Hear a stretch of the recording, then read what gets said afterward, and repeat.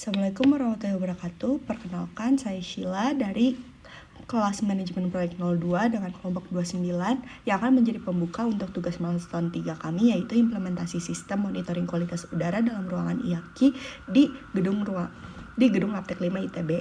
Baik, sebelumnya perkenalkan anggota tim kami, ada Feby dengan NIM 22030, lalu ada Maudi dengan NIM 22062, lalu ada saya Sheila dengan NIM 23003, dan terakhir Beno dengan NIM 23008. Baik, yang pertama ada perencanaan manajemen kualitas. Jadi di tahap perencanaan kami menentukan standar sensor seperti akurasi CO2, PM2,5, suhu, dan juga kelembapannya. Lalu kami juga menyusun SOP instalasi dan integrasi dashboard agar biar data yang masuk bisa stabil dan juga update secara real time. Lalu untuk quality assurance dan juga quality control. Untuk quality assurance itu menjaga prosesnya seperti mengecek pemilihan sensor dan juga cara pemasangannya. Quality control itu mengecek hasilnya apakah sensor berfungsi dengan baik, koneksinya stabil, dan dashboardnya beneran secara real time. Lalu untuk implementasi pada lapangannya, quality assurance itu kita melakukan sebelum pemasangan, dan quality control itu setelah seluruhnya terpasang. Akan kami cek satu-satu sensornya dan memastikan datanya masuk dengan benar sebelum sistemnya siap dipakai. Sumber daya manusia dan fisik diperlukan untuk menentukan kebutuhan sumber daya manusia dan juga fisik guna memastikan bahwa implementasi sistem sudah berjalan dengan efektif dan efisien.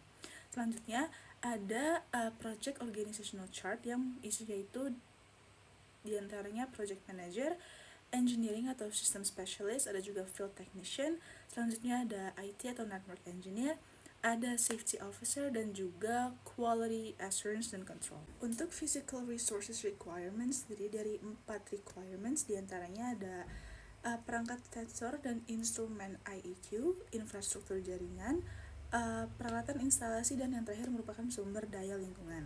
Dalam mengimplementasi atau menginstalasi suatu sistem diperlukan control quality. Control quality ini diantaranya meliputi data gathering, data analysis, inspection, testing atau product evaluation, meetings, dan juga data representation. Oke, hai semuanya. Nama saya Beno Agus Setiawan dengan NIM 1332308, melanjutkan diskusi mengenai manajemen komunikasi dalam suatu proyek yang kami rencanakan. Lanjut saja. Dalam suatu stakeholder memiliki kebutuhan informasi yang berbeda-beda, tergantung job desk dan seperti apa fungsi dari stakeholder tersebut. Contohnya seperti di sini sponsor atau dekan FTI ITB yang tidak perlu informasi yang sifatnya mikro atau detail, perlu informasi yang hanya laporan bulanan dan sifatnya makro. Selanjutnya mengenai saluran informasi yang kami gunakan, platformnya seperti apa, yang di sini merupakan sudah dibagikan mengenai push, interaktif, dan pull sesuai dengan jenis-jenis informasi yang ingin disampaikan. Selanjutnya mengenai seberapa sering komunikasi itu dilakukan, karena komunikasi yang baik bukanlah suatu komunikasi yang seberapa sering, semakin sering itu semakin baik, tidak seperti itu. Seberapa tepat dan seberapa efektif komunikasi itu dilakukan, itulah yang penting. Selanjutnya mengenai communication matrix yang membagikan stakeholder informasi yang dibutuhkan seperti apa, formatnya seperti apa, dan lain halnya itu dirangkum dalam communication matrix yang harapannya ini menjadikan panduan dalam keberlangsungan proyek yang kami rencanakan. Selanjutnya mengenai manage communication dan monitor communication. Ini merupakan kedua hal yang tidak kalah penting. Seperti manage communication, adanya daily push communication supaya segala bentuk update dari proyek akan selalu tersampaikan. Selanjutnya mengenai interaktif dari komunikasi itu sendiri dan tersimpannya dalam formal communication atau drive itu. Monitor communication seperti terjadinya evaluasi, direspon dari komunikasi, dan adanya compliance dan feedback dari komunikasi itu sendiri. Sekian dari saya. Terima kasih, saya mewakili dari kelompok 29. Wassalamualaikum warahmatullahi wabarakatuh. Pada proyek sistem monitoring kualitas udara di Labtek 5 FTI ITB, manajemen komunikasi sangatlah penting untuk memastikan semua pihak terlibat secara efektif.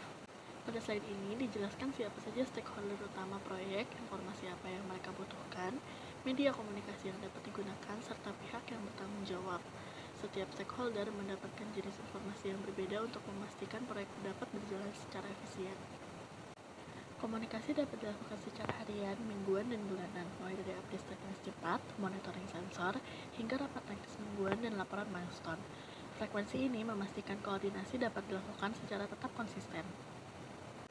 Saluran komunikasi dibagi menjadi formal, informal, dan teknis. Formal dilakukan untuk laporan resmi, informal untuk koordinasi cepat seperti WhatsApp, dan teknis untuk dashboard dan dokumen SOP. Pada slide ini dirangkum ulang kebutuhan informasi tiap stakeholder, seperti sponsor yang membutuhkan progress milestone, teknis yang membutuhkan detail instalasi, dan dosen serta mahasiswa yang menerima informasi manfaat IAQ. Komunikasi dapat dikelola melalui 3 pendekatan, push communication harian, komunikasi interaktif, dan komunikasi formal. lalu dimonitor melalui evaluasi, kecepatan respons, compliance, dan feedback. Cukup sekian presentasi milestone 3 dari kelompok kami. Wassalamualaikum warahmatullahi wabarakatuh.